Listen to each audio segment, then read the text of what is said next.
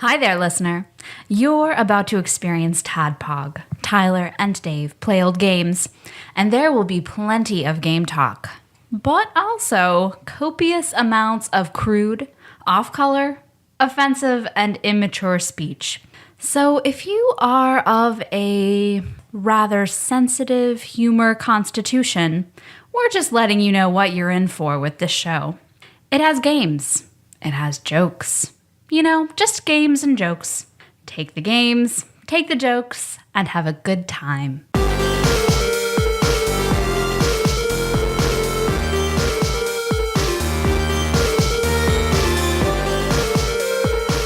Hello, Internet. Welcome to another TADPOG podcast. It's a show that happens twice a week. We're two old guys. We play old games. This is definitely an old game. So this week, we're still riding that Genesis pony. So we're by Dave, your request. This is what you wanted to play. Yeah, this is me. So we played Road Rash II. That's right. Electric Boogaloo. It's fancy because did it. they use Roman numerals instead of the number 2. But before we dive headlong on this other shit Monday into Road Rash 2, I'm your bearded host Tyler, and I see a package sitting over there on the other side of this table. Why, yes, there is a package here, bearded host Tyler. I am your bespectacled host Dave, and I have a package. Yeah. We had been expecting this one from, let's see, well, there's the insignia of Family H, the Family H crest, which is Ziggy with open arms. Extremely pixelized Ziggy. Here he looks like he's going to give us a hug. And here it looks like he's just waving at us. Nicole Nance Yep. loves it. Say it, yeah. Loves it when you send us packages. Mike H. So thank you. Let's see what we got in here. It's pre-opened. I haven't peeked though. Some good packaging. Oh, yeah. Pop some of them bubbles. It's actually Dave's mouth. He's very talented. Yeah, I know. I'm the next Michael Winslow. Yeah. All right, guys. I'm opening a package. Oh, here comes the police. Oh, shit. Can't do a siren. There's so much stuff in And a here. helicopter. And a sprinkler. I guess I should start with the letter. Oops. Well, You don't need to read all the words. some of that was stuck on tape, so ooh, that's no good. All right, here we go. It starts. Obligatory motherfucking tadpog. I figured I would send another package as you guys have provided me with hundreds of hours of entertainment. Like almost 400 Almost hours. 400 hours. Anyway, please find enclosed the following. 1, poblano hot sauce. Oh, yeah. This is one of my favorite hot sauces, and it is made locally in Tucson. So I gotta find that. It's probably in here. I like that this is a... Nope. No, that's... Oops. Spoilers. It's a hot dog. Although there are 2 of these in here for us to try. Oh, man. Oh, that's what we Yeah. can use the hot sauce. I almost just slit my throat with this knife, by the way. That would have been a really cool ending. The shortest episode ever. What is it called when you slit something from the ear to ear like a smile? Glasgow smile. Okay. Right? Thank you. So that sounds good. Maybe. Okay, here it is. Again, I'm doing this all with my mouth. Rip.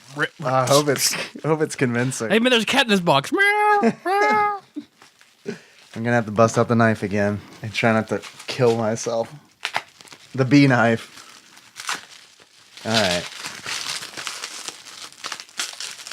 Okay, here it is. Poblano salsa ranchera. Shake well before using the sauce supreme.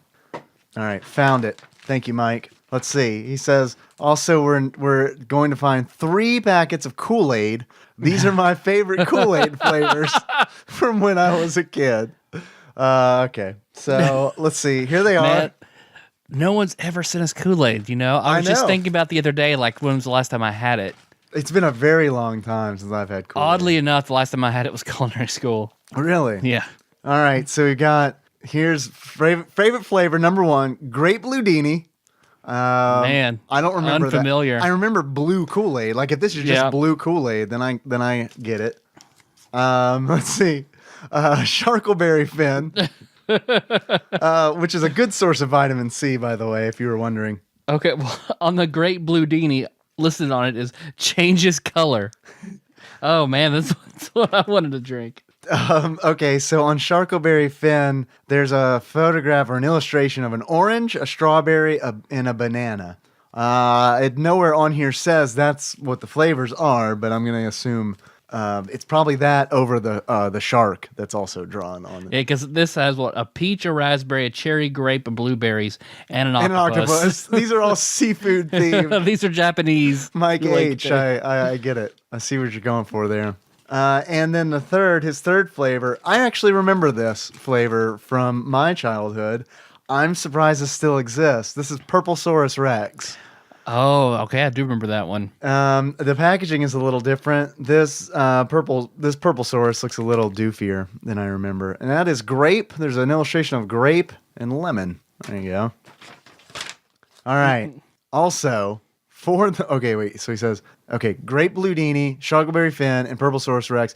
Don't worry, guys. They are from the recent release, not from my childhood. The only one I remember is Purplesaurus Rex. Although I do recall a Kool-Aid that changed color. Maybe that was okay, Great Blue Dini. Also, he continues, for the bonus High C Ecto Cooler DLC from that Kool-Aid fighting game you guys made up in the Shaq Fu episode.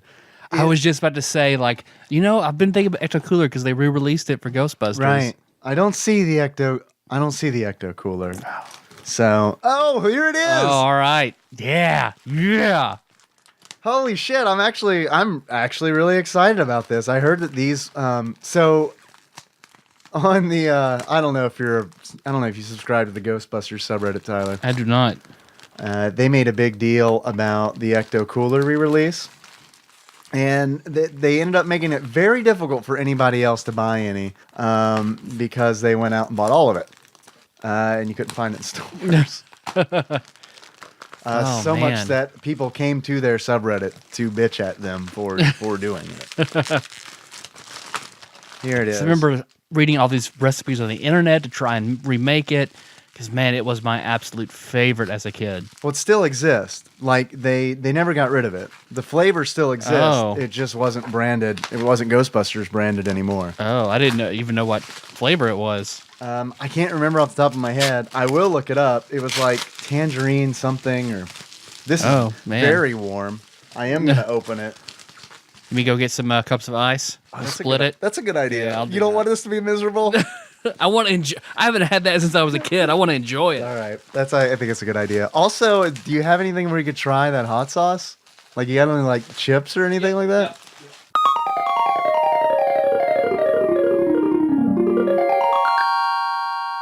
All right, you're back. I love it. Okay, so we got little cups with ice. Thank you. This is warm. This is like above room temperature. Warmed by the Tucson sun. That's right. I'm gonna smell it. It smells like childhood in this can. It really does. And I am gonna pour half of this motherfucker in here, and then here you go. That's all you. Yeah, man. I didn't know it came in cans like this.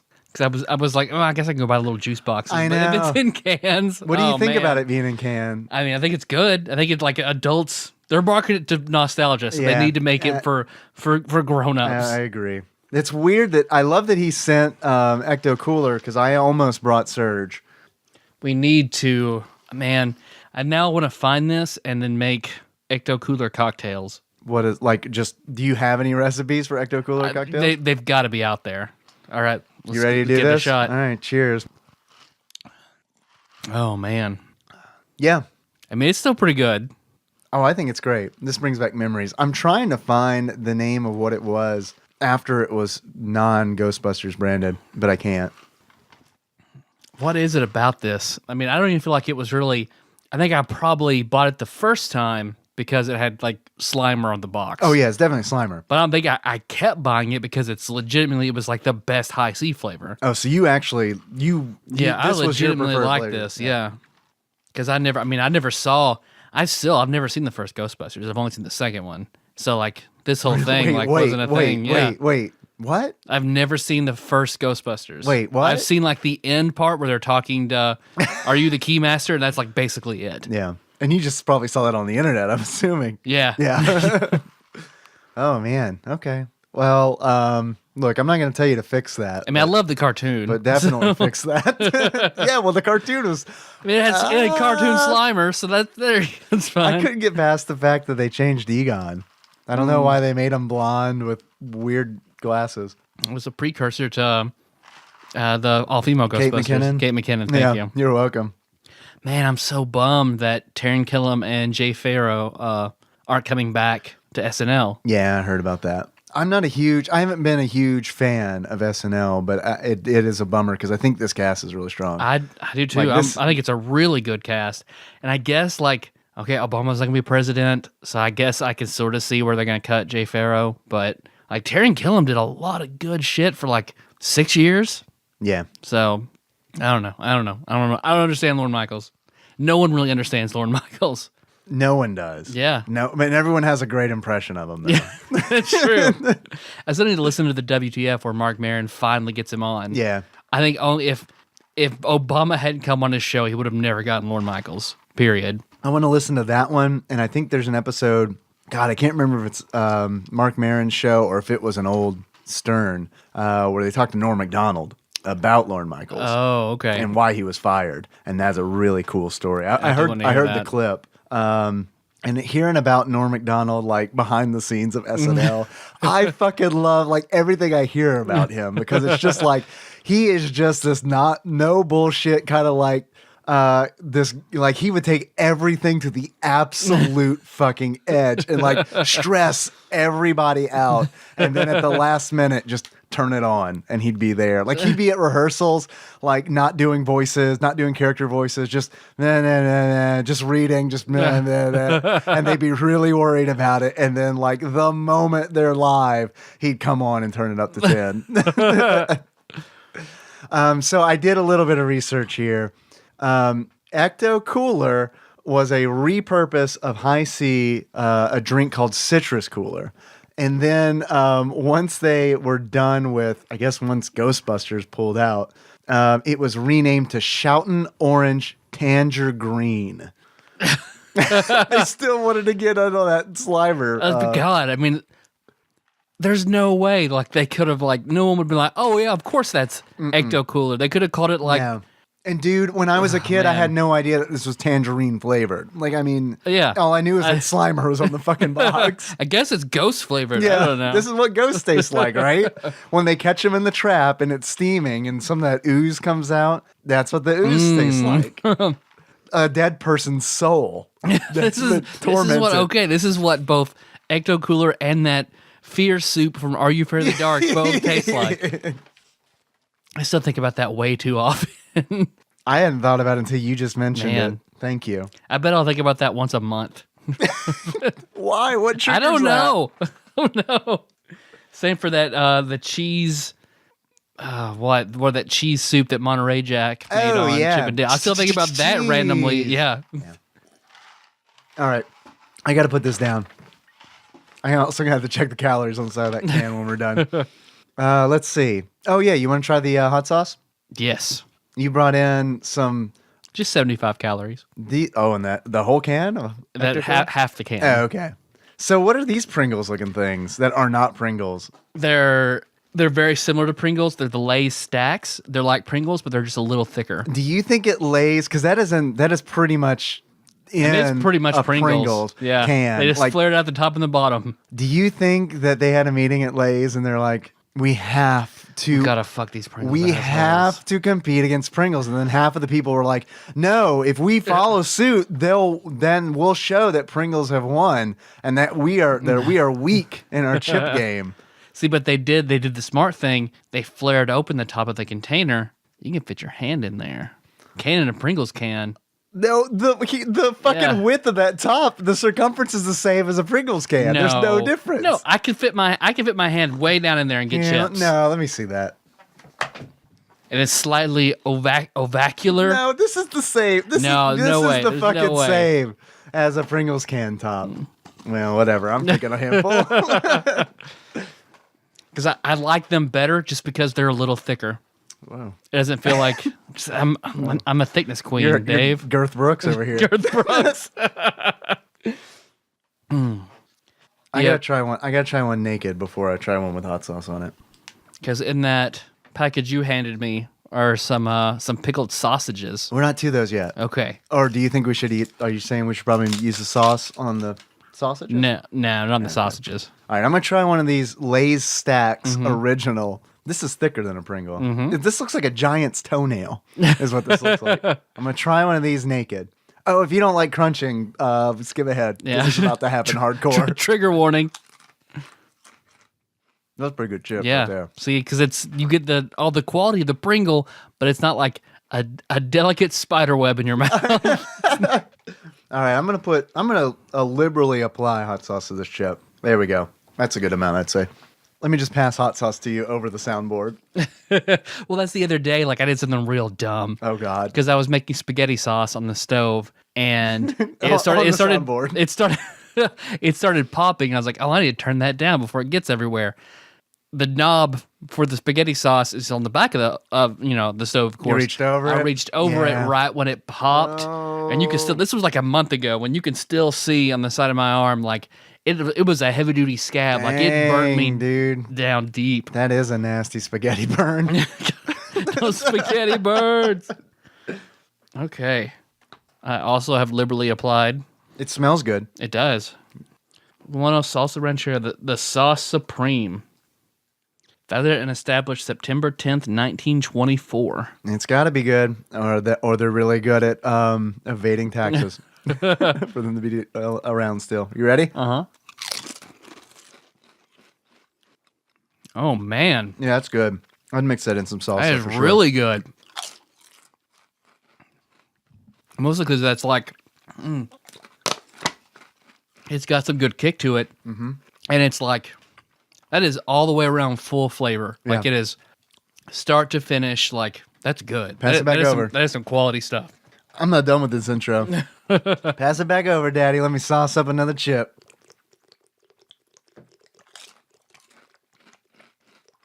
Yeah, that's some good shit. Do you want more? Yeah, I'm good. I'm gonna make everyone listen to me crunch on 3 more chips. I really, really like this. It's really good. I hope there's something in this package that you like better, so you can have that. Because I want this. I get most everything since we record at my house. So I could straight up take this to the Mexican restaurant and mix this in with my salsa. And it'd be Yeah. perfect. Oh my God, Mike H. it's real. It's very good. Damn, Good dog. call, man. Really good call. You know, you can tell how good a hot sauce is by how shitty the label is. And then this is like the design and illustration on this label. Very bad. They don't. When they don't spend that much money on the marketing, the packaging, they put it all into the product. Well, it's like, look at this illustration. Like, they didn't change this since they started making it. Like, I mean, it is straight up like, That's true. it looks like Monopoly illustration. All right, cool. Man, so far so good. Yeah. All right, let's see.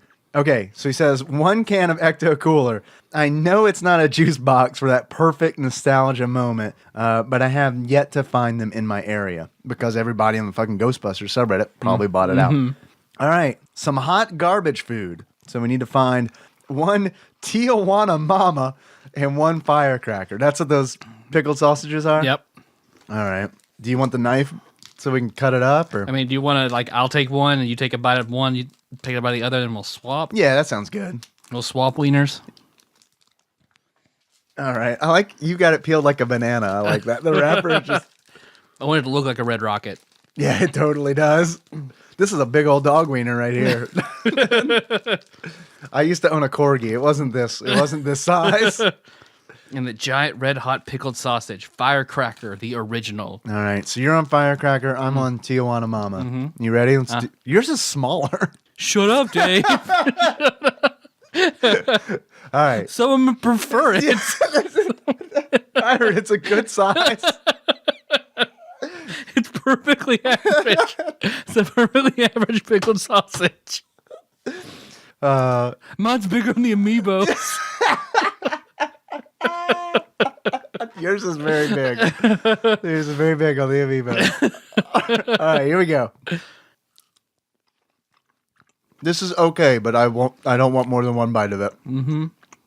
Yeah, it's just like a hot dog covered in Red Hot. Yeah. Trade ya. Okay. Now I'm gonna take a bite out of the. Oh, so wow. Yeah. All right, here we go. I'm not a big fan of pickled sausage. Tijuana Mama has more like interesting flavor to it. Mm-hmm. The firecracker does seem like they're just trying to go for hot. Just a hot dog. Yeah. Yeah, this T1 Mama's definitely hotter. Yeah. I mean, I'd eat that on a bun warmed up. Yeah. Like, I'd eat it as a hot dog. Yeah, but it's not a bad idea. Throw some of this poblano sauce on it. That's true. Let's see. What else we got? He says, we also need to find 1 half-pint jar of homemade cranberry sauce. I remember someone mentioning on an episode that they loved cranberry sauce. Well, it is a delicacy. Is that not right? Oh, my dad. It might have been Tyler referring to his dad. Tyler, just a little bit on your spoon with everybody's stuffing is a delicacy. I don't know. My memory is a bit fuzzy. Either way, I hope you guys enjoy it. No, your memory is very, very good. My dad has never referred to anything but cranberry sauce as a delicacy. I love it. All right. Here it is. You want some spoons? Dude, sure. I hate cranberry sauce so much. I'll try it. I don't want to diss Mike's homemade cranberry sauce, but it's going to happen. Have you ever had like cranberry sauce not gelatinized out of a can before? No, I haven't. It is very different. You're still not going to like it, but it's very different. Oh, good. Oh, great. Another horrible experience, but it's different at least. It is different. Do you know how to operate these things? Yeah. I don't know how to operate jars. Here you go. I took jarology for a semester. Good. In school. Ah, you jammed the spoon up in there. Well, it's vacuum sealed. Oh, man. Whole cranberries. Okay, I'm going to smell it first. It's kind of warm. That's okay, right? That's fine. Yeah. How's it smell? It doesn't have a whole lot of odor to it. Or I still could just be sick with a sinus infection. This is definitely poison we're about to eat, right? This is the first non-package. This is a lot of trust from my age. We ate Phil's cookies, and that didn't kill us. Oh, that's true. Okay, so it's not the first homemade thing. But still, it's definitely, man, you got a big old heaping spoonful. Holy shit. I'm going to eat. Good God. I'm going to have a little tiny bite. You're about to drip. You better shove that in there. There you go. Oh, it dripped. Oh, well. Oh, wow. This is a weird podcast. Yeah, whole berries in here. All right, I'm going to get one out. That's good. Yeah, this is actually... That's good. This is good. I don't like cranberry sauce, but this is a lot... You're right. This is way different than cranberry sauce out of a can. That might be some of the best cranberry sauce I've ever had. It's very good. It is very, very good. I'll hand it back to you. This is the first one I've seen with, very large whole cranberries in it. Most of the time, even if, like, sometimes, like, at a Thanksgiving, I'll find where somebody's made it, but it's still, like, looks like jelly. Yeah. Just not That's what I was in the shape expecting. of a can. Yeah. Oh, that's good. I'll take this as my dad, Mike H. Take that to daddy. All right, let's see. What else? The letter continues. I make a large batch every year, and my family and friends rave about how awesome it is. As they should. Coming from a guy who does not like cranberry sauce at all. That was good. And finally, some games. Let's see. What do we got in here? The Jast USA collection.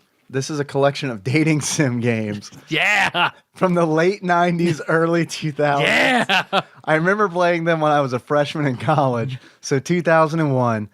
It's fun to play Spot the Anime. It's fun to play Spot the Anime that the girls are based on. If I recall one of the games, all the girls are thinly veiled copies of Evangelion and Magic Knight Ray Earth characters. There you go, Dave. Yeah, this is great. Such as the teacher is essentially Masato. Thank you, Mike H. Thank you. I think you guys are going to kick out of it. Would like to be on that episode if possible. I hope that doesn't sound too pretentious of me. Let's see. Here it is. Jast USA It's all in capital letters. I hope I don't know how to pronounce it. Memorial Collection. Special edition 5+1 Bishujo games. Yeah. Note, it says on here, and a very official looking sticker from the publisher, please play the 3 JAST Memorial games with the disc in the drive. That tells me there's probably sexy videos. Yeah. Also, here's one I didn't know existed till I was at the used bookstore, and then this is where the letter ripped, where I ripped the letter. So I had to piece it together like a puzzle. Okay, the PS2 Friends game.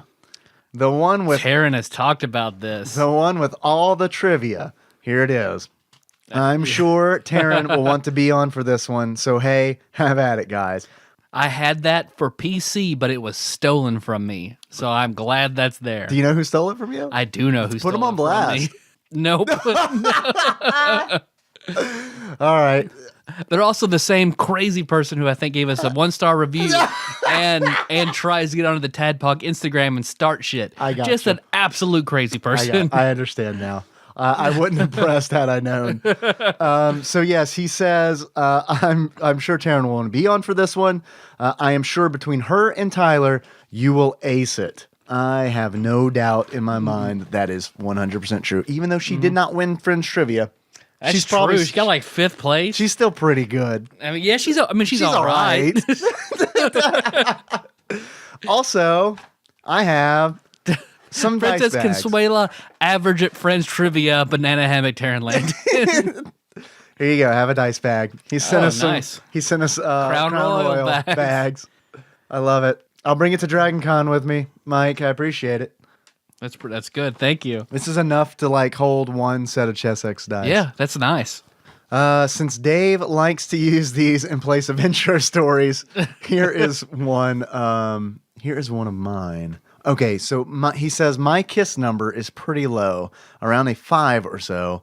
This used to bug me, but as a 34-year-old, I know my personal worth is not tied to how many people I have been intimate with. Here, here.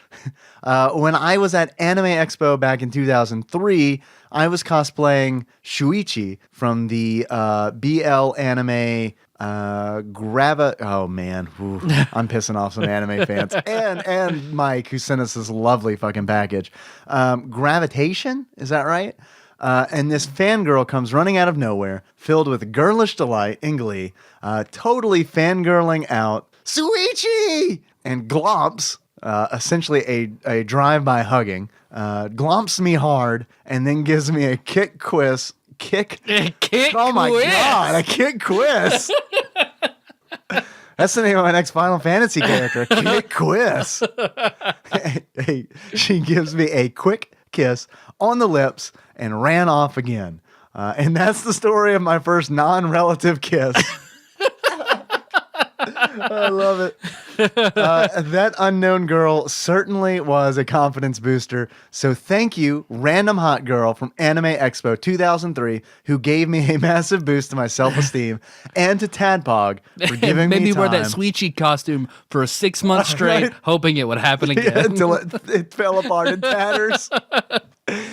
And thank you for Tadpog for giving me the time to relate that story.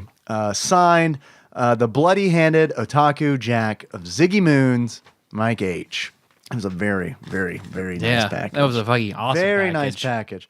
That like ate up half of the show. Yep. So thank you, Mike H. See, I didn't know if we'd have anything sweet in that package, Dave, so I did bring this out earlier. What is that? I don't know that I've had this for you to try. I usually only make it around holidays because it's so time consuming. It's a pan with aluminum pan. foil on it. It's Momofuku Milk Bar Crack Pie. What? And I usually only make it on holidays because it takes like 2 hours to make. It's pretty labor intensive. What is it? I mean, I know you said what it is, but like what actually? It's a dessert? Yes. Yeah. So here, I'll give you Okay. a piece. Because it's really basic dense. ingredients. Yeah, Yeah. it's a dense, gooey, chewy, like brown sugar cookie treat. Okay. Because if anybody has seen MasterChef, the last 2 seasons, Christina Tosi, who is like one of the world's best pastry chefs, she owns part of Momofuku Milk Bar in New York, and they just make like amazing desserts. And she finally posted the recipe for this. Oh, okay, cool. So this is like the legit recipe? Yep. Because I love. I'm trying not to spoil myself with it, and plus it takes 2 hours, so I don't make it very often. But this other day I got a wild hair. And I just took a bite, and I just saw myself gain 5 pounds. Like, I just literally saw it. My fingers got... It's like I just clomped out, This is very good. I just give you a little bit that way you don't have to worry about. It is in MyFitnessPal, though. Oh, God. What's it like? It's not awful, but it's pretty bad. Yeah. Well, as long as it's not awful, bring it on. Again, thank you, Mike H. Also, this is interesting, since we're talking about him, and he sent us this wonderful package, and I've got this Mamafuki. Is that it? Did I say it right? Mamafuku on my thumb. I can't do anything on my phone. He sent us a message. Because it requires, you have to make cookies from scratch, and then take those cookies and grind them up to be like the crust for the pie. Wow. So it's just, it's baking on baking on baking. Yeah. It's the inception. And then you have to then make the filling and pour the filling in and bake it at different temperatures for different times. Like the first 45 minutes in the oven at 350 and then 325 for 5 minutes and then pull it out and do something else. Like it's super exact. Well, it's very good. Thank you for sharing it. You're welcome. Mike H. did send us an email, and I wanted to read this, or give you the gist of it at least, because he says he will happily get us more waifu pillows for the Sears photo shoot. It's just going to take a while for him to find them within his price range. They are really expensive. I didn't know that. I didn't know that. He wants to send you, Tyler. I hope I'm allowed to share this with you. I hope it's not supposed to be a surprise. But he wants to send you Lily from Katawa Shujo. she is she's my waifu from that game. He says, but she's $50. I'll make do. Don't worry about it. He says he's keeping his eye on eBay searches for one that's under $20. And he says, "Oh, oops, she's blind. She wouldn't be able to see me. Don't worry about it. It's fine."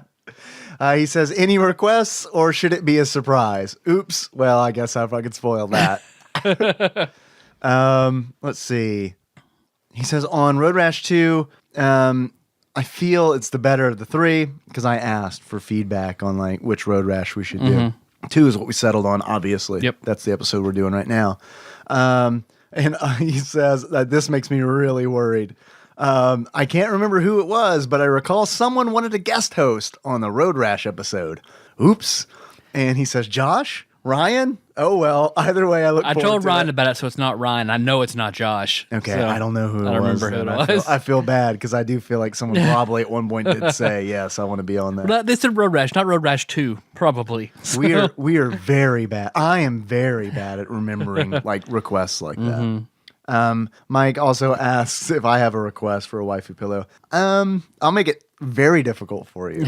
How about Deedlit from the Record of Lodos War? You're not gonna find that. Or Cassette Girl from that 10-minute anime short from Cassette Girl. All right, man. Are you ready to get into it? Yeah. Have we stalled long enough? We have. We've stalled for almost 40 minutes. It's honestly, maybe we should do a disclaimer before this episode. I can't imagine there's going to be a lot of game talk for Road Rash 2. I don't think there would have been if we started talking about it right out of the gate. Yeah, I mean, I think racing games. I don't think racing games give us a ton to work with, especially older racing games. I mean, yeah, I think that's fair. I mean, a racing game is pretty much going in circles. However, who's the best circle goer? However, Road Rash is different. Road Rash is different. You're right. It's not, I mean, it is a racing game, but one of my favorite things about Road Rash is it takes the best things from different genres and puts them in a racing game. For instance, it takes elements from a side-scrolling brawler, a beat-em-up. Every racer has a name and a health bar, and you can punch them, and it lowers their health bar. And if their health bar reaches 0, they wipe out. Also, they have, in Road Rash 2, there are clubs and chains. 2 very iconic side-scrolling beat-em-up weapons. That's straight up Double Dragon right there. So I love that. And then they pull in things from RPGs, I feel like, because and I don't know how other racing games before Road Rash were, but this is one of these games where you race, you win money, you take that money, you buy a new bike. Normally I'm not crazy about that kind of stuff, but Yeah, I don't like that kind of shit at all. Spoilers. This is the racing game I've enjoyed the most since we played the original Mario Kart for Super Nintendo. really. That doesn't surprise me too much because it deviates so much from the regular racing. Yeah, it's just not just like it's the bland racing that I just don't like. But the kick-ass mechanic makes all the difference in the world in playability for me for this game. Yeah, I agree. This is totally what drew me to the game as a kid. I know we're already into it. Do you want to do you hear that? Yeah, Dave, do you hear that? That's us backpedaling. I do hear it. It sounds like Michael Winslow backpedaling through poblano sauce, Lay's stacks, pickled sausages, waifu pillows. He's going on quite the journey, just like Family Circus style. There's a dotted line deep within Mike H's box. And he is backpedaling out. Of course, I do hear that mouth train, which ushers in a segment that we like to call Dave Reads from Wikipedia. Okay, guys. Road Rash II, or Road Rash II, is the second game in the motorcycle racing video game series by Electronic Arts. Have you heard of them, Tyler? Have you heard of Electronic Arts? That's an interesting name, Arts and Electronical, for video games. I like that. It's pretty deep. Sounds like a pretty good company. Was that your Lorne Michaels? That's my Lorne. that's my Lorne Michaels. I'll give the Beatles $25,000 to come on to Saturday Night Live. What is the name of the professor from Gilligan's Island? Do you know? It's like something the third. Just Professor. Okay, so the professor, Lorne Michaels to me sounds like if the professor from Gilligan's... Are you talking about the professor or the rich guy? Oh, yeah, the rich guy. Okay. The rich guy. Yeah. They're not the same person?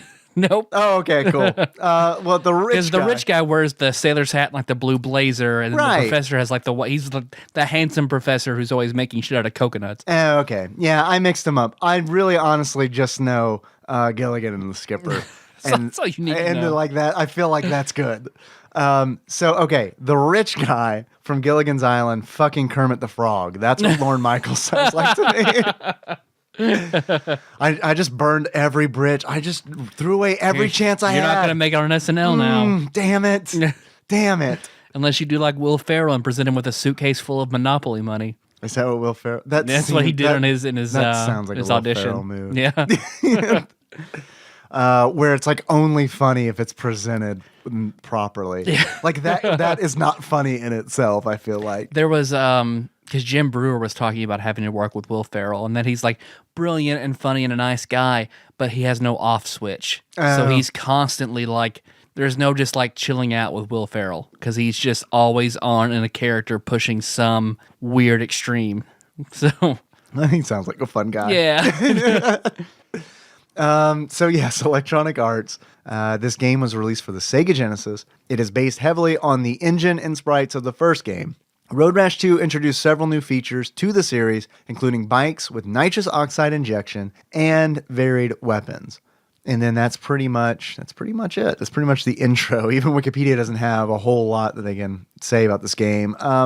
They don't give a release date in that paragraph, but this came out in 1993 in America. Okay. I didn't expect this game.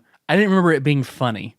Right. I didn't either. But it is actually they have a good sense of humor about everything in this game, especially when you lose a race or win a race or wipe out in a race, the little cutscene that you get. Yeah. Do you have a favorite cutscene? Maybe the one, I guess, where you get arrested, where the cops pull you over and just throw you in a trunk and drive off. No, I didn't see that one. Yeah. Here's the busted cutscene that I got. Over and over and over again. Every time I got busted, I got this one. The cop pulls me over. He's on his little police bike. Pulls me over, is, I guess, writing me a ticket or something. A convertible with two attractive women drive by, park in front of the cop, wave at him, and he looks distracted. And then my guy, the guy I'm playing as, gets back on his bike sneakily and then tries to drive away. And the cop, without looking, reaches over and pulls me off the bike onto the ground. So I guess it's just the cop car that catches the cop car catches you, and then the car is in front of you, and then like because one cop is like writing you the ticket, and the other cop goes grabs you with the scruff of your neck, throws you in a trunk, and just drives off with the other cop standing there with your bike. I'm glad that you started talking about the busted cutscenes. Because also bustedcutscenes.com. That's the porn site that I own. I'm glad that you brought it up because I wanted to mention two things. I stream this game on Twitch. If you're not familiar with Road Rash 2, I'm sure you probably are. You can watch me play it there. I urge you to because I eat a hamburger while I do it. So, it's a thing that I'm trying to incorporate. Burning Man style art. Yeah. Eat Kasumi. Tell me it was McDonald's. Tell me it was a McDonald's cheeseburger. It was from the station. Okay. It was an arson burger from the station. God, I wish it had been McDonald's cheeseburger. That would have been great. I could have been wearing a Mayor McCheese hat. Head. Yeah, just a full head. just sliding cheeseburger after cheeseburger inside a weird slot. cannibalism just inside your Mayor McCheese head. I've got it rigged up so that the eyes cry, water and cry. Oh, man. All right, I know what I'm doing. Next For Dragon Con? Next stream. Sword of Vermilion. I'm going to be wearing a Mayor McCheese head. So if you want to check that out, me playing this game and eating a hamburger, you can do it. I played it for like 3.5 hours. Because you mentioned the cop busted cutscene. I'm sorry, I had to interject with a Dragon Con costume of a zombified Mayor McCheese eating cheeseburgers. I like that. So, How hard do you think it is to find a Mayor McCheese head? oh man, That is because that's that'd not be something. pretty hard. That's not something I can just make.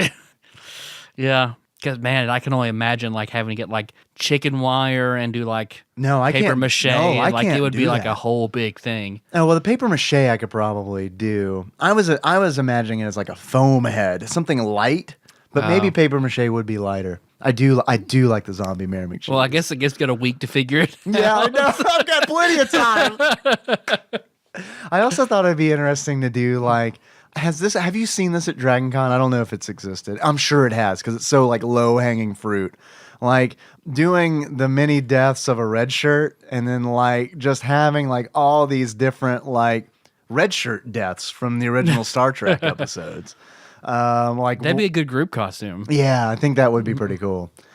So anyway, you mentioned the cutscenes, the busted cutscenes, which reminded me of I wanted to give a shout out to Overseas Philip, who's a listener of ours, and he hangs out with me in Twitch chat regularly, and he always makes it more fun when he's there. He told me about because he's an old school PC gamer. I didn't know Road Rash came out on the PC, so like that first of all was a new thing to me. Secondly, he said that I had to check out the cutscenes from the PC game because they're full motion video cutscenes. I didn't have time to check them out because that was that all happened today.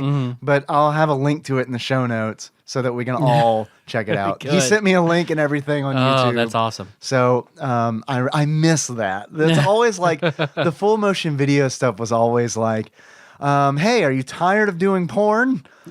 Read these words for our video game. or not quite to the point where you're going to do right? porn. Yeah, exactly. It's on either side of it. This is your last shot. All right. Don't mess it up. Come play basketball with Scottie Pippen. Because, God, I want to do that Saturn game. Let's do it. Oh, man. Let's do it. And we also bought that full motion video detective game off Steam. Yes. Yeah. Yes. We need to do that soon. And that's a currently made one, right? Yeah. What do you remember what that was called? No. All right. I'll find it. There'll be a link in the show notes if anyone's interested. All right. Road Rash. Road Rash 2. Because I didn't have because at least with Motocross 2, like I had no experience playing that game whatsoever. This game was easier for me to jump back into because I think I'd mentioned playing a ton of it on Brandon's Blue Game Gear growing up, like on the trip to Florida, alternating between Shining Force 2 and Road Rage for the Game Gear. Not Shining Force 2, just Shining Force is sort of Haja on Game Gear, and then that just back and forth. Oh, and Sonic the Sonic for Game Gear that was fucking impossible. The Sonic 1 or Sonic 2? The one where the very first boss is that crab with the big iron bouncing balls that you have to jump over. I don't remember. I played both of them, so it's man. difficult for me to remember which one that's from. I remember beating Sonic the Hedgehog 2 on the Game Gear. Ooh. And that was like, I remember doing it like it was a weird nightly ritual where it's like I was supposed to be in bed. My parents would get mad at me because I'm still up watching TV and playing Game Gear. And then what I would do is I would switch to a book. I would read a book until they fell asleep because they were okay with me reading. Mm-hmm. And then the moment the light went off in their bedroom, I put that fucking book down, I turned on Nick at Nite, and I pulled out the Game Gear. I remember playing like every day of the week playing that fucking game while like Get Smart, Donna Reed, what else? Oh, the Bob Newhart show. Fuck. I mean, Dick Van Dyke. Like, I would like just absorb these shows as I played Sonic the Dave, Hedgehog 2 on the Game that's Gear. a good fucking childhood. That is a good fucking childhood. I can't tell if you're being serious No, or not. I'm being so serious, man. That sounds like. Do you know how badly I want to do that now? Like that is, I mean, because Nick at Nite is not the same I know, anymore. it really like, is because they show shit television from like the shows 90s from when and we 2000s. were kids. I don't yeah. want that. Friends is what. I know. Friends and Blossom. No, give me No, like. I want the 50s and 60s shows. That's what Yeah. I want. Give me Dobie Gillis, motherfuckers. Dobie. Yes, I agree. Is there a Nick at Nite game that we could play for the show? God, man. I want it. I want it. Is there an FMV Nick at Nite game? that we Is could there play? Telltale do a Dick Van Dyke point and click adventure game with the DLC being the Walnut Alien episode? Better yet, Just USA, do a Dick Van Dyke H game. Are you gonna romance Rosemary Amsterdam? You know? No one does. Or Buddy? You know, it's whatever you want to do.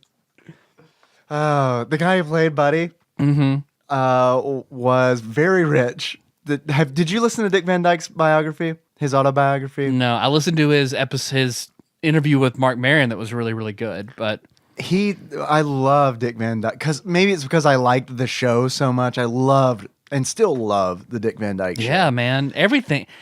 I mean, I guess I've never really seen much of his procedural crime drama that he does. I haven't but either. Everything else, Dick Van Dyke, man, Dick Van Dyke and see if I wouldn't have Lenny Kravitz. I'm Lenny just gonna Kravitz. throw out names. until you get there. Mel Brooks. Mel Brooks Okay.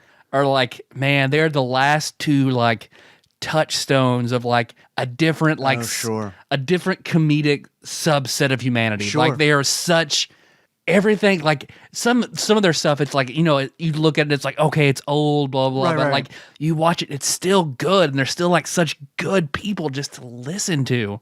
That it's just, man, the day they're gone, it's just gonna suck. Like even now, Dick Van Dyke is Mel Brooks. You'll see come out every now and then, but I feel like Dick Van Dyke is still relatively active, just with fans and him campaigning for Bernie Sanders. I highly recommend. I had to look up the title of the book. I know you like audiobooks. Mm-hmm. Dick Van Dyke reads it himself. He narrates man. it. It's called My Lucky Life in and Out of Show Business. And apparently he had one that came out in 2015 called Keep Moving. I didn't know that until Okay. I just Googled All right. it. So I got to check I'm into that both out those, too. Yeah. But he is like, it's amazing because like he tells all these stories that involve other people, but he never fucking says a bad thing about anybody. Yeah. It's crazy. But yeah, the guy who played Buddy, I can't remember his name. He like in between scenes, he would always be reading the business section of the newspaper. He was like a huge stock trader and had way more money than anybody else on set. Man, I remember him. I mean, this was years ago, but him being on like, man, the MTV Music Awards, maybe. Dick Van Dyke or Buddy Sorrell? Buddy Sorrell, like because he came out on stage and like everyone's cheering for him, and he was like, I don't know why I'm here, but I'm glad you're happy about it. I don't make any sense to be here. It's like, you don't. This is good. Was it the MTV? I really think it was the MTV Music Awards. Because if it was like the Nickelodeon award show or whatever, then I it could was kinda something that see didn't make sense for him to be there. I love it. I want to know what the story is behind that. Okay, so back to it. Back to Road Rash 2, Electric Boogaloo.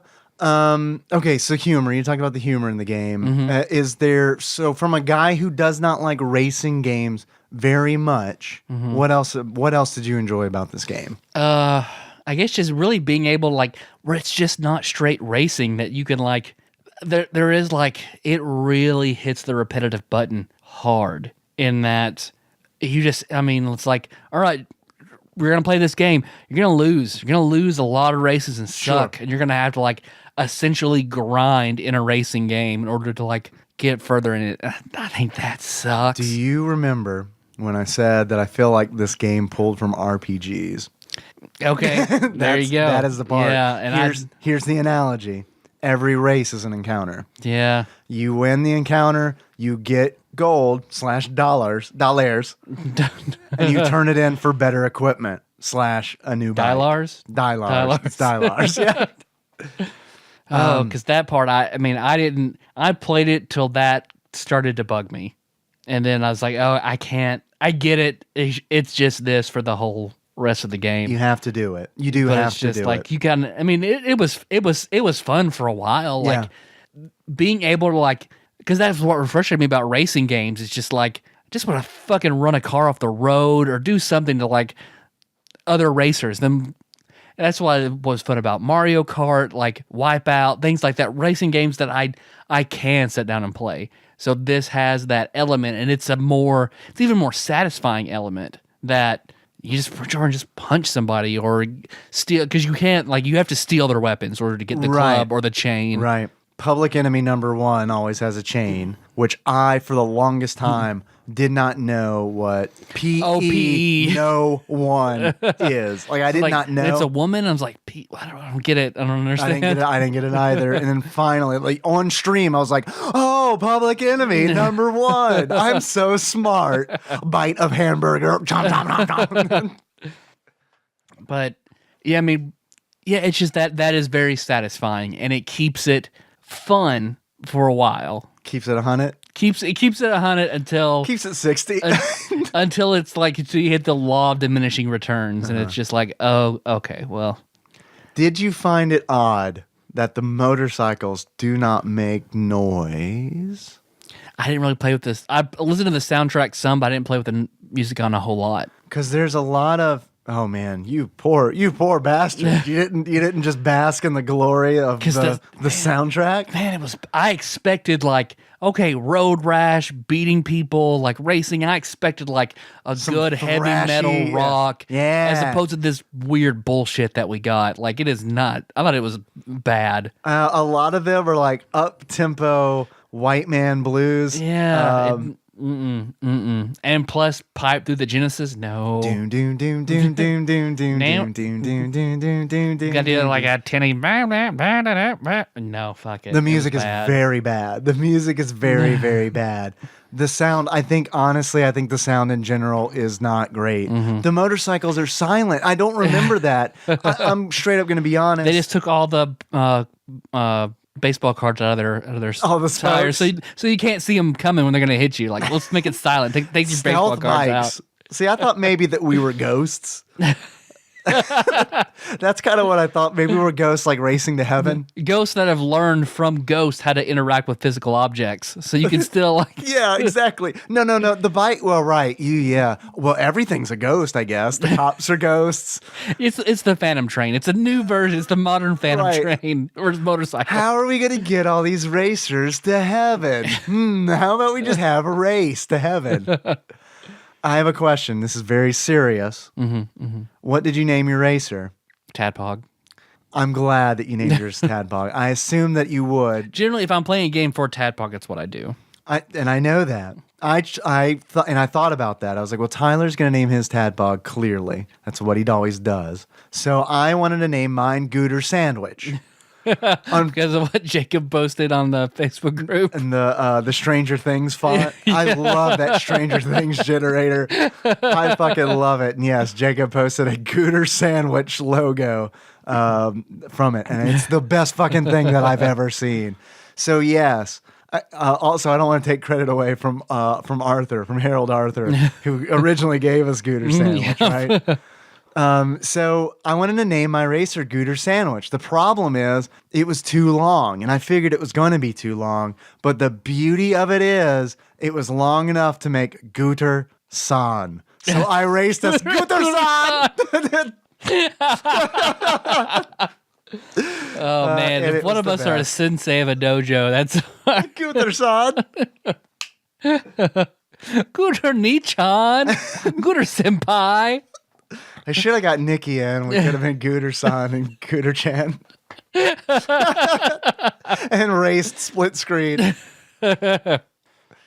Let's see. Anything else about this game? The basic game mechanics. We could go over that. Earn money by winning races. The better you place, the more money you make. Mm-hmm. You spend that money on bikes, you'll go faster. Yeah. That's it.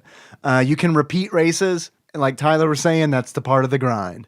So each level has 5 courses. Mm-hmm. They're different places in America. And you're in different states, yeah. Alaska, Arizona, Hawaii, Tennessee, and Vermont. So those are the 5 places. Where was Sons of Anarchy shot? Vermont. Where was that fish concert? Oh, Vermont. You're endorsed by Ben and Jerry's, and you're just racing through Vermont. Exactly. So you race once you get first, second, or third on all 5 courses, you progress to the next level. And the next level has 5 different courses in those same locations. The courses are just longer, and they're more difficult. The racers are faster. Something that I thought was really cool is on level 1, you're racing with all these people, and you kind of get to know them. You see the same names over and over again. And at the end of each race, it's very Street Fighter 2 style. One of the racers will taunt you. Yeah. I think one of the guys, like Public Enemy number 1, for example, will say like, "Oh, nice race out there, dweeb."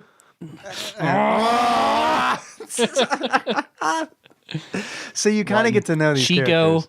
A Chino, because those are pants. I remember specifically making a sweet pants joke. It's like a Harvard tennis player named Chino. So you kind of get to know these characters, which is cool because, like, in level 2, all the characters are at the front of the pack in level 1 are now in the back. So it's kind of cool to like see that progression where it's like, and it gives you this sense that you are getting better because you're leaving your peers behind. And I think that's a really cool, very subtle thing that Road Rash 2 does. I know that sounds silly, but no, it certainly has its good detail elements. The graphics are okay. I remember them being a lot better than they are. I think okay is a really good way to surmise the graphics. A common complaint about the game is the frame rate. Yes. Is really bad. Like it's right because the road is like tick tick tick tick tick tick tick tick. Because was it like 20 frames a second, something like that? It's bad. Yeah, it's tough. It gets tough, especially when like the turns come quickly, and you've got a lot of sprites on the screen. Like there are moments where it does become like a flip book, where it's like I don't know what's going on, but somehow I survived it, and like 2 guys wrecked into a car. I don't know what's happening. The controls aren't great, and the faster the bike that you get, the more difficult. Like you need the faster bike to go faster, but the faster the bike, like you're gonna skid. The controls it gets worse. Where it's just like.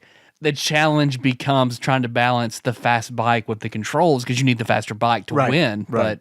But the more times you go off the road, the more likely you're going to crash into something. Yeah, the bike's health goes down until it is destroyed and you lose. It will blow up. I think that's really cool that you, the racer, Gooter-san, have... You're invulnerable. Like you want to try to hit a tree to stop one of your dramatic being flung a mile down the road. I love it. I fucking love it, man. You do go like 40 fucking yards. And then we haven't talked about I think the most famous thing about Road Rash games, that fucking like weird run that you do, like the 2-frame animation of you like running back to your bike. I fucking love it. It's like the walk of shame for motorcycle racing. That weird walk of shame is how I felt whenever I flipped my SUV and had to run from the car down the hill to my friends. It looked just like that. Just Tyler, two frames of animation and a very revealing, very tight. I had to put on my Motorcycle skin tight racing suit before I jumped that hill going 100 miles an hour. That is the other thing I think that makes that run fucking hilarious. Is like when you're on the bike, you look like a badass, but like when you're off the bike, you look like fucking Homestar Runner. Like you're just this derpy dude trying to get back to his bike. Racing car. Beat you on my motorcycle. Tim Duncan. Let's see what else. Each location has its own like little quirky things. Like just to remind you that you're in Alaska. Here are tiny miniature oil rigs, which I'm sure is supposed to be like full size. But Here are people killing themselves because of the lack of sunlight for 30 days. here's Sarah Palin. Here's Bristol Palin getting pregnant. And then talking about how bad premarital sex is. How great would it be if you wreck your bike in Alaska on the way as you're running back to your bike, you have sex with Bristol Palin and then get off, or you just finish the race on her. You do the two-stall animation and climb onto her back. And then she naked on all fours. Runs to the finish line. We're very, very sorry, Palin family. We're very sorry. Let's see. Arizona had like cow skulls and shit. Yep. In apostrophe shit. Hawaii had the worst, absolute worst music, where there's just like this fucking percussion thing for like 40 seconds before it like gets into the song. It's just like, and it's like just. It feels like a weird Clockwork Orange scenario where it's like, what is happening to me right now? The music of this game being like bad, because another racing game, I thought it had bad music, but it was always in the Gaddy Land by my high school where we'd go eat. Mm-hmm. And it's still, the last few days at work, for some reason, it pops into my head. Like I'll be laying out pans to cook in, and then in my head, I'll just, Daytona. You've mentioned it on the show. It's been really bad the last few days. Let's see what's left. Vermont, by far the easiest, most peaceful fucking tracks. Like I'm not joking. It is very much like the Vermont Tourism Board had to have paid money to get Vermont in the game and to make it like so beautiful. Like it's just like it's fall there. It's just like, oh, this is kind of nice. And also there is not nearly as much violence as there is on other tracks. And then Tennessee, which has nowhere. Man, I'd kick your ass, but man, I said the best bed and breakfast last night, and it was run by a wonderful gay couple, and I don't have it in me today. Oh man, it was just so good. Their waffles were delicious. Fresh blueberries. Can you believe it? Maple syrup right from Canada. They're so close. I saw the tap on the tree. They just poured it right on out, man. Holy shit! Holy shit, man. And then I got some Burt's Bees, man. Oh, my lips, they get so chapped on that motorcycle. What they do on TADPOG, they did voices of like angry rednecks from the Southwest who end up in Vermont and are impressed with the niceties of the States. Is this before or after they ate the pickled sausage? Oh, this was after. And then was that after they spent 40 minutes and not talking about the game? Yeah. Oh yeah, that one. That one. That's the one. You got it. Oh, was that the 4-hour-long Road Rash II special? Yep, sure was. Did they break that one into 2 episodes? No, they did not. They subjected us to all of it. Every single bit. Who listened? Only Mike H. Because he's in the package. Just Sarah Palin. She was not impressed. She randomly like, I never listened to a video game podcast. Road Rash. Man, I love that game. Now, I didn't play the first or third one, but I love the second one. Play. The final state is Tennessee, Tyler, which I feel like... it is. It's the final state. It is. There weren't enough trees. That was my big thing. Like, they had clumps of like 5 trees on the side. Mm-hmm.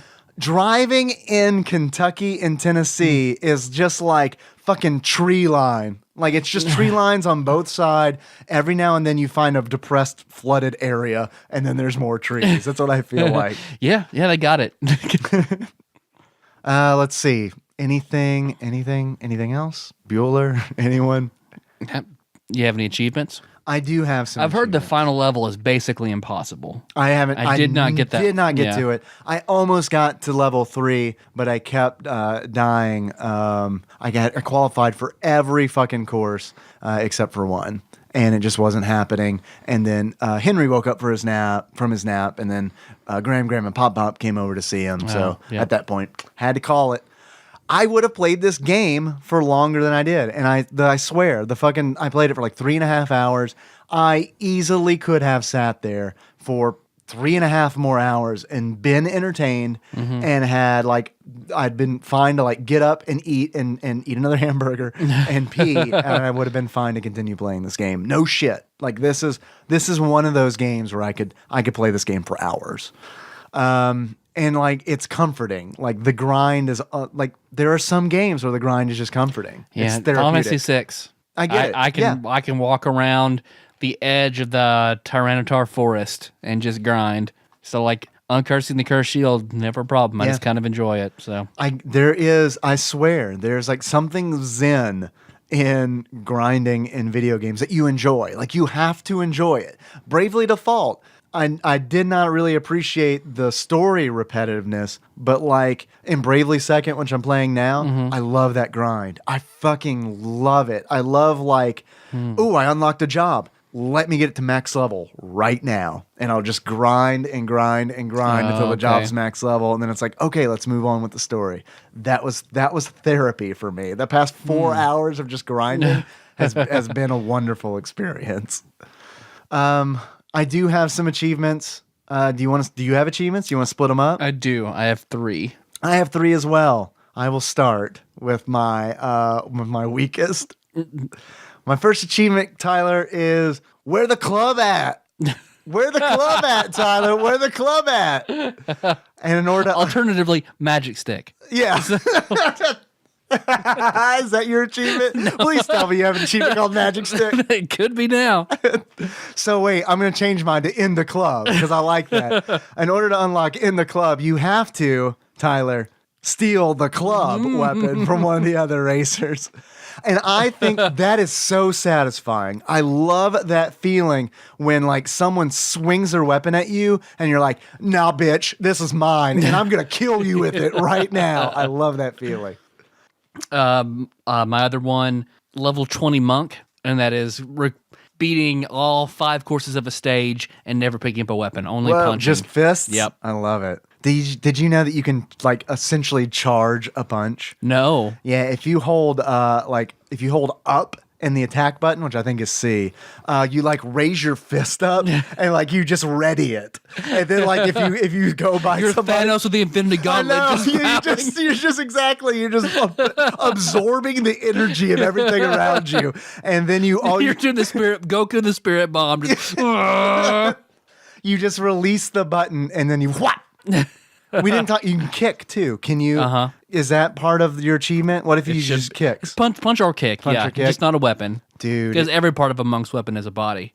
Yes, absolutely. Every part of a monk's weapon is a body. Every part of a monk's body is a weapon. Kick quiz. My new Final Fantasy monk kick quiz. I remember that Jacob would always say that, every part of a monk's body is a weapon.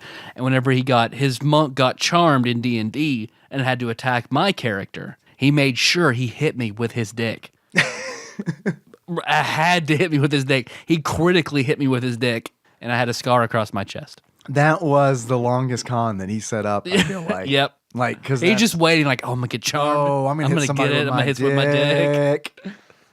Tyler. Yes, Dave. I've got a second achievement, and it's called Quap. And in order to unlock... Which Galen beat the other day. I know. Yeah. I know. I heard. That's an amazing feat. In order to unlock... And that's actually why I thought of this, because she beat Quap. In order to unlock Quap, Tyler, you need to finish the race off of your bike being flung, stumbling through the ground and or air. I have the same achievement. And it is possible Yep. to do. I Yep. unlocked it. What did you call it? Boom pow to the moon, Alan. Oh man, more classic TV. Tyler, Yes. what else you got? My last achievement is Charlie Sheen. And you unlock that By winning? a race with the Wild Thing bike. Ah, yes, the Yeah. Wild Thing 2000. Yeah. I was hoping you were going to say, beat the game while inside Brie Olson. Beat the game while having AIDS. Most people say it's not worth it. No, I'm pretty sure that's when you play the game with the guy who did all those Nickelodeon art things. Okay. Whose name Keith Haring. There you go. Got it. Tyler, my last achievement, and this is especially appropriate since we've been fucking up phrases all night. My last achievement. Nobody's nerve face. My last achievement is Vampire the Buffy Slayer. And in order to unlock Vampire the Buffy Slayer, you need to slay the racer named Buffy Nice. with a wooden club while on the black motorcycle. That's pretty good. Unlock Vampire the Buffy Slayer. That's good. That would be a legitimate achievement if the game came out. That's good. So hire me, Electronic Arts. I've thrown it out there. I'm willing to sell my soul to you. I don't believe in God, so take me, So corporation. it's fine. I don't care. I'm ready to Sell you my soul. I'm ready for your cold embrace. Let me ride my motorcycle to heaven right along Uncle Hamburger. Oh, I have a fourth achievement that I just made up. Okay. It's called Interstate Picnic. And in order to unlock Interstate Picnic, 5 motorcyclists have to be off their bikes lying on the ground at the same time. Or maybe that one's called Drink the Kool-Aid.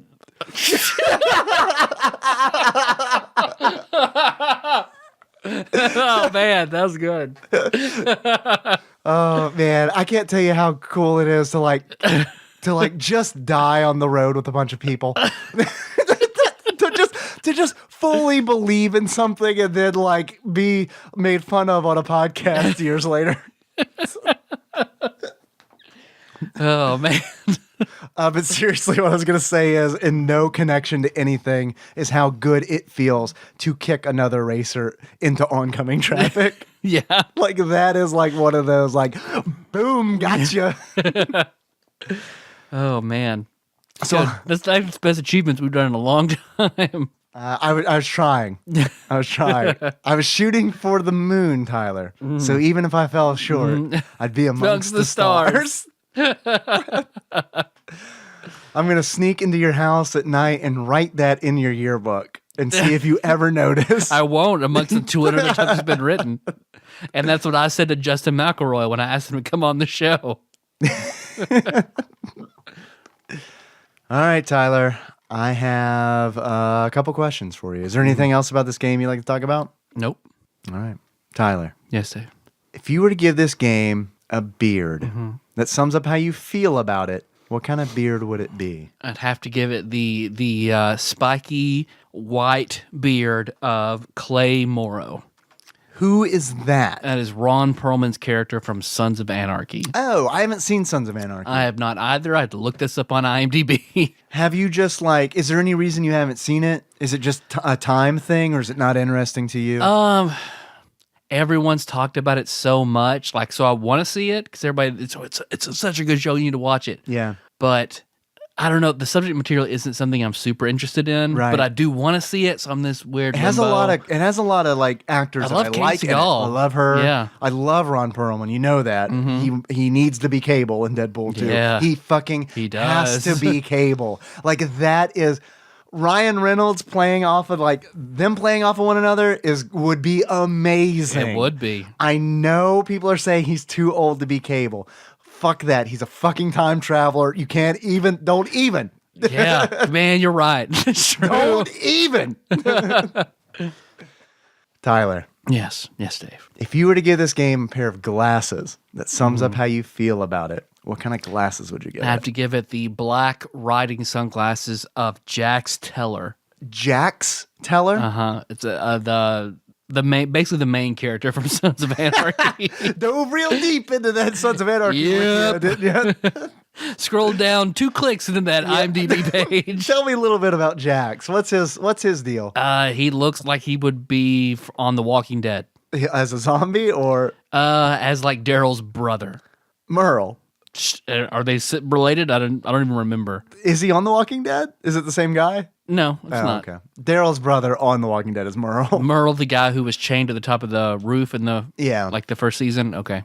Who I think also because I've only seen the first season and like 2 episodes of the second season. That's it. I'm probably about halfway through the third. I didn't realize until today that Merle, I think it was Merle on The Walking Dead, was the dad on Mallrats. Oh. Like, I didn't even make that connection. And then when I did, it was like, whoa, holy shit, I am old and my mind is blown. Because he was also on, he's on Guardians of the Galaxy. He was the guy who could whistle that arrow that would go through people's heads. Yeah. Okay. The part about Guardians of the Galaxy that I'm still like, no, okay. Is that scene where like he crash lands is perfectly fine and then whistles that arrow thing around and kills 25 aliens.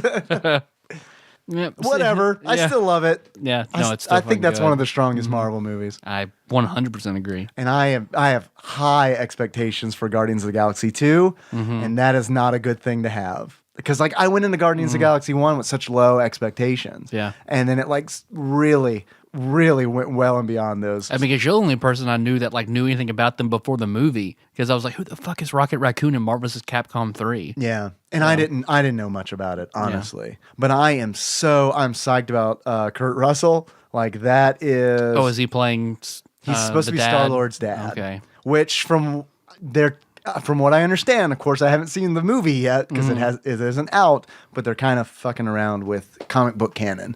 And we'll see how that goes. Because I remember reading the wiki about like who his father actually was. And I was like, it'd be okay. I don't understand how they're going to do this, but okay. Right. Yeah. And I mean, you know what? They have to make decisions for the movie. I get that. Yeah. And they've been doing the MCU for so long and they've changed so many tiny things that it's like, it's weird. They've really like changed me as a viewer because now those like comic book changes that they make, I don't care if the story is loyal to the comic books. Like that's good because otherwise you just got to ruin the experience. Yeah, absolutely. And that's why like with Deadpool, the Deadpool movie, like I didn't get super upset about like the minor things they changed of his origin story. Yeah. Whereas like 15, 16-year-old me would have just been absolutely furious that they weren't like 100% loyal to the canon fiction. Yeah. I've grown as a person, is my point, Tyler. Yeah, and I'd like to brag about it on our podcast. The best way. Tyler, I've got another question for you. If you were to buy this game right now on Amazon, that is a website where you can purchase things and have them shipped to you, how much do you think you would pay for it? $7. Tyler, that's a good guess. And if we were playing with other people, Price is Right rules, I'd say you'd be in the running for winning, for spinning the big wheel at the end of the game. Yeah. Actual retail value of Road Rash II used for the Sega Genesis at the time of this recording is $11.10. Okay. I say it's worth it. Yeah. I do. I say it's worth it if you've got a Genesis. This game, I love this game for its faults and all of it. Like this game, I cannot tell you how much of it is nostalgia. Yeah. I really cannot. I think it would be difficult to give this game to a 14-year-old today and be like, play this game and tell me what you think. I think they would fucking hate it. Oh yeah. Because of like, it's just not a good looking game. It's not a good sounding game. Yeah. It does not control super well. So like, but for all its faults, it is a really fucking charming game. Yeah. And I cannot separate the nostalgia from it. It is impossible for me to like those two, this game and like my childhood are kind of just as long as you still together. Enjoy it. I mean, there's a chemical bond there. Yeah. Hydrogen bond. That's right. Maybe. I don't know. Science stuff. Covalent bond? I don't know. I don't know what's stronger. Tony, don't tell me. Yeah, we don't. Yeah, we don't need to know. It's not important for our profession or our podcast. Yeah, that's all I got. That's all I have, except for Road Redemption. Have you played Road Redemption? I have not. It's like the spiritual successor to Road Rash. I kickstarted it, and I don't know if you can buy it now. Like, I don't know if it's been fully released, but man, they do a really good job of capturing the spirit of Road Rash and putting it into a modern game. Okay. What I played was a super early release, so it was kind of glitchy, but I haven't played it in a few years. I did after playing, or actually while playing Road Rash 2, I downloaded it, installed it on Steam, so I'm going to play it again. All right. Thanks for listening, everybody. You can find the show on iTunes, Stitcher, or SoundCloud. So don't miss the next episode. We will be playing Sword of Vermilion, which I just think of Vermilion Cloak from Final Fantasy XI. Absolutely. Yeah. So, and if you like the show, you want to help us out, 5-star reviews, good reviews on all the things that we're on are very helpful. So, iTunes, Stitcher, SoundCloud doesn't really have a system, but just heart everything on SoundCloud. Sure, just makes our dicks feel good. You can also like comment on SoundCloud. Like I don't know how much time you've spent on SoundCloud, but like much. One of my favorite features of SoundCloud is you can comment on a track and you can comment at a specific time. So it's like if something funny happens like at a certain moment, like you can make a tag like right there and post a comment. Like, oh yeah, my wiener's really big too. Like you could do that. Man, that is good. That's a cool feature. And Amazon, we're still selling those shirts. You Yes. can buy a shirt, leave it a good review, leave it a funny, nonsensical review. We love it. It's great. We are going to read those reviews on the show sometime. I guess we're when we not have going more over. time. Yeah. So please, or if there's something you want us to do, we're on Facebook, we're on Twitter. Just get in touch with us. Yeah. So many reviews. If there's a game you want us to play, a guest host you want for a show, or a Patreon request, get that to us, and we promise we will get to that eventually. Don't worry, guys. Like Tyler said, we're going to be back. We are going to be talking about Sword of Vermilion, which now I cannot help but fucking almost say Cloak of Vermilion, Vermilion Cloak, like every fucking time. In the meantime, you can always find us at tadpog.com. That's where the show notes live. I'll have a link to the Twitch stream on there if you want to see me eat a hamburger. And really just unashamedly, I'm just like in there. I'm just like, I don't even give a fuck. Like, this is probably going to be a new thing that I do. I just eat this, like, just the most disgusting way possible. And I'm just cramming I'm gonna crinkle make you a cut big fries plate of into my spaghetti mouth. while It you're is gonna just play. fucking ridiculous. Please make me a big plate of spaghetti. Bring it over and watch me eat it. While you jerk it, I'd want it. You can also find us, like Tyler said, on Facebook. We're at facebook.com/tadpog. There's a lot of cool people there doing a lot of cool shit. I get it. Facebook's for old people. I understand it. It's where everybody's gram, everybody's hangs out. Yep. But hey, if you're on there, if you're listening, do me a favor, please, and like our page. It's a very, very fucking like vain thing to ask you, but I just want to see that number go up. Yeah, that's it. I'm just being honest. To with at least 400 in 2016. Just want to see. That's the goal. 400 in 2016. Yep. I like it. You can also find us on Twitter. We are at tadpog_podcast. It's cumbersome. I realize. Thank you, everybody who's tweeting at us, and especially everybody who retweets us, particularly our episode announcements, because I know those do help get the word out, and I really, really appreciate it. We do have a Patreon. If you'd like to give us money, did you enjoy this? Did you enjoy us eating things for 40 minutes? I sure as fuck did. If you did as well, you can go to patreon.com/tadpog and donate there.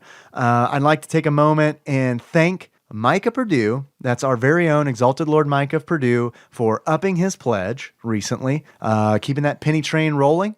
I'd also like to thank our very own Sandwich Pope Phil Hawkins for starting his very own penny train. So at the end of every episode, he is going to edit his pledge by a penny, and I love it. Micah, I love you. I love you. You did a very good thing, and I fucking love it. I also want to thank Douglas. And I feel bad for us giving him a little bit of shit, because I think that he might have actually please, Douglas, I hope you did not take it like as actual, us being upset. Give us your change. Yeah, we're the angry hobos of Podcast Alley. Like, it's what we are. Like, we just pop out. Hey, man, you got change? Answer your telephone. Give us your pennies. So Douglas edited his pledge. He is on the double penny train. He upped his pledge by 4 cents. And Douglas, I want to thank you for that. And I also want to take a moment and say that he sent us a message on Patreon just to make sure that we knew that he's apologized for missing the 2 penny train and assured us that he will always catch How up. dare you, good sir? Don't no. Douglas is protected. He's protected. He also says some very, very nice things about us and our show. Douglas, thank you very much for that. Tyler, I'll share it with you after we record. He wanted to keep some of it private. It's very like there's some. I need to be jerking it. There's some nudes in here. He also wants us to play Little Ninja Brothers for the NES. Have you heard of this game? I have not. I haven't either. He specifically he specifically recommends that we play it together. That is his request. Damn, done that in a long time. We have not done that in a very long time. Douglas, that is probably the only roadblock to us getting to that game.